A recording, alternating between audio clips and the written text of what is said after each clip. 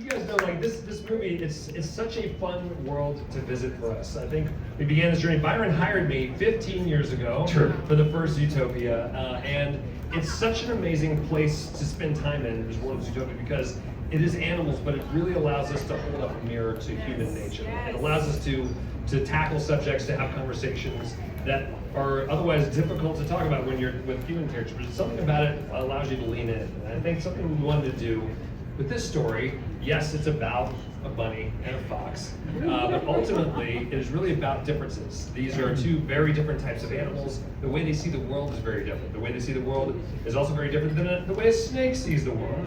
And there's something that was really important that we wanted to talk about in this movie, which is these differences between us that in this movie, and certainly in our world right now, that sometimes we're told these are problems or something that we have to overcome.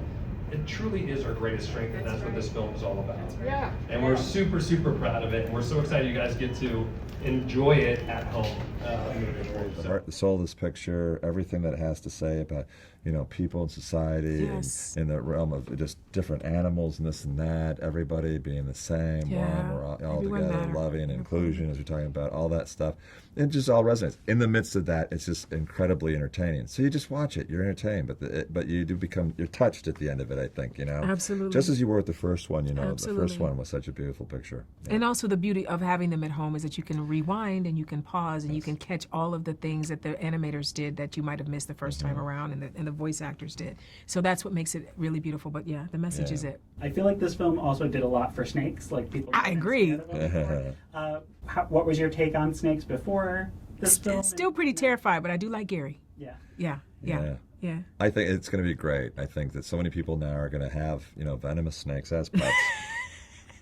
I feel so fortunate to join the Z family and to be part of this incredible movie. And even though we're in the same movie, but you know, when we're working, we didn't get to be in the same booth together. So it's you know, I really treasure every time we come out and we do these. I get to really spend time with Yvette and Ginny and some of their, you know, Patrick and some of other cast members.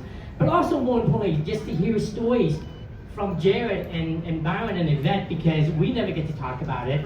So yeah, it's really nice. Congratulations on becoming the highest grossing film of 2025. Yes, we did it. We did it. What does that feel like? It's had such a long theatrical run. Yeah, it feels great, and honestly, it has been a crazy ride. And you know, you never know how the movies are going to do. And we hoped, there was such love for the first film, we really wanted to deliver and hopefully over-deliver with this movie, with something that was as good or better than Zootopia 1. But no, honestly, it is great. We could not anticipate how successful the film was being. That just means that people took the trouble to go to the theaters, sit down with their families, and see the film in those big venues, and not just go once, but many times. So it's been a great supercharge for us.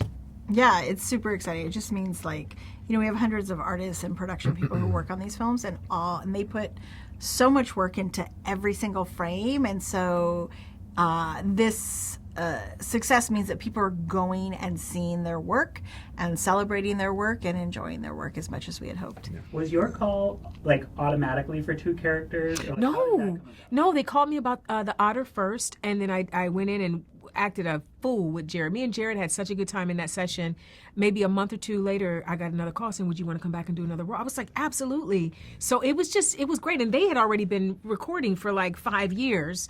I came in, I think my second recording was 5 months before the film was coming out. I was like, y'all not going to have time to animate her. I don't know what y'all doing with this, but there she is in all her glory. It's amazing what they do right now with that, right? Because I didn't even start with Winddancer until about a year out. That was Are you kidding me? No, that was it, yeah. Have things changed a lot since you started doing Disney voice work on Kronk back in the early 2000s? Ooh, Well, Kronk, yeah, remember that? you know, being a Disney adult, that's what I am. Yeah. You know, I love working with Disney. That was my first real opportunity.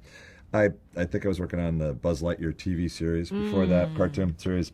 But that was my first opportunity to do a Disney animated feature, which I grew up on. I'd seen them all. You know, I mean, I remember being like 7 years old and watching The Sword in the Stone, you know, or just, you know, all those old Disney movies. I even remember that Sebastian Cabot was the narrator. You know, I loved all the old Disney movies. And they're, And look at you now. Look at you now at Soarin'. Every time I go, I get to see you before I go on Soarin'. You've done so many voices. I hope you pay attention to the safety I pay instructions. attention to the safety instructions. I do. I don't follow them, but I do pay attention to them. Nice work, pals. Nice work, pal. Nice work, pal.